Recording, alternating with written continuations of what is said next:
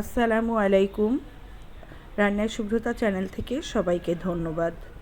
এই প্রচণ্ড গরমে ফালুদা, হ্যাঁ তাও আবার রসমালাই ফালুদা, অসাধারণ টেস্টে এই রসমালাই ফালুদাটা আমি বাসায় খুব সাধারণভাবে করেছি। আপনাদের পুরোটাই আমি শেয়ার করছি। প্রথমে আমি কড়াইতে 1/2 কেজি দুধ নিয়েছি। এই দুধটা আমি কিন্তু জ্বালিয়ে নিয়েছি, 1 কেজি দুধকে 1/2 কেজি করে নিয়েছি। এবার দুধের মধ্যে আমি 1 টেবিল চামচ চিনি এবং 2 টেবিল চামচ গুঁড়া দুধ ইউজ করে কিছুক্ষণ জাল করে ঘন করে নিয়েছি। দুধটা বেশ ঘন হয়ে গেলে কিছুক্ষণ নাড়িয়ে চাড়িয়ে এবং দুধ সবসময় দুধ যখন জ্বালাবেন তখন অবশ্যই খেয়াল রাখবেন তলাটা যেন ধরে না যায়, কারণ দুধ না খুব করে না নাড়ালে কিন্তু দুধটা তলা লেগে যেতে পারে। এরপরে কড়াইতে আমি পানি নিয়েছি, হাফ কাপ পরিমাণে সাবু নিয়েছি এবং পানি নিয়েছি প্রায় 10 থেকে 12 কাপ পরিমাণে। পানিটা যখন ফুটে গিয়েছে তখন আমি এর মধ্যে 1/2 কাপ পরিমাণে সাবু দিয়েছি, দিয়ে অনবরত নেড়েছি যাতে আপনার একটা সাবুর গায়ে আরেকটা লেগে না যায়। বেশ কিছুক্ষণ নাড়ার পরে প্রায় 20-25 মিনিট নাড়ার পরে যখন সাবুটা ট্রান্সপারেন্ট হয়ে আসে কিংবা পানির আকার ধারণ করে, তখন আমি গ্যাসের ফ্লেমটি একটু লো করে দিয়ে আরও কিছুক্ষণ নাড়তে থাকবো।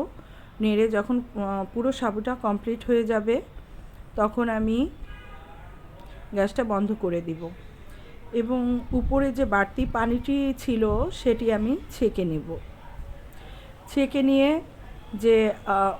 যে শুধু সাবুটা বের হবে সেই সাবুটা আমি আলাদা করে নর্মাল ফ্রিজে রেখে দিয়েছি।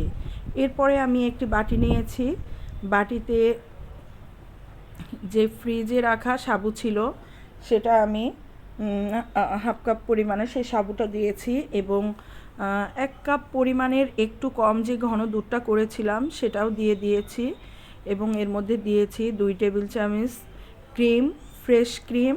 এটা আমি বাজার থেকে কিনেছি, আমি আপনাদের ফ্রেশ ক্রিমটা একদিন করে দেখাবো। তবে এটা খুব ইজি, আপনার দুধের স্বর ভালোভাবে ব্লেন্ড করে দুধ দিয়ে ব্লেন্ড করলে একটা যে ঘনত্ব ভাবটা আসে ওটাই হচ্ছে ফ্রেশ ক্রিম। আর এছাড়া আপনি এর মধ্যে আরও দিতে পারেন কনডেন্সড মিল্ক। কনডেন্সড মিল্ক দেওয়ার কারণে আমি চিনিটা কিন্তু একটু কম দিয়েছি, কারণ কনডেন্সড মিল্কে কিন্তু অনেক মিষ্টি থাকে।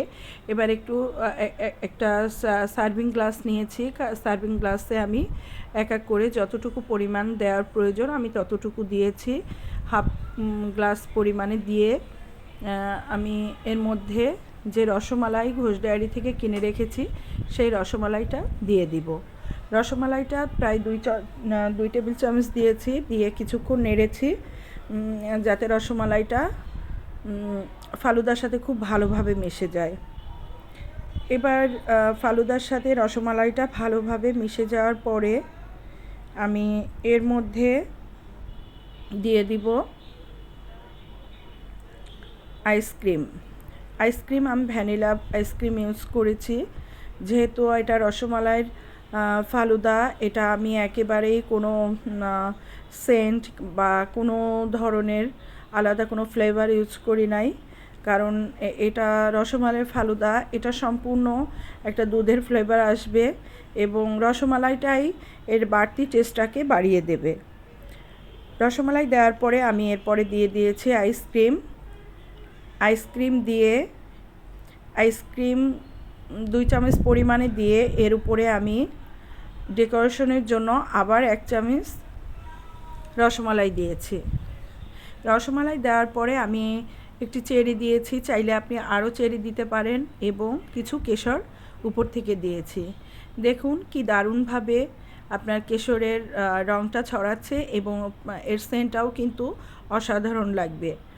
যে কোনো মিষ্টি ফ্লেভারে আপনার কেশরটা দিলে কিন্তু অনেক ভালো লাগে এবং এটি আপনারা ঠান্ডা ঠান্ডা খেতে পারেন, ভীষণ ভালো লাগবে। কিছু আইস কিউব দিয়ে নিতে পারেন।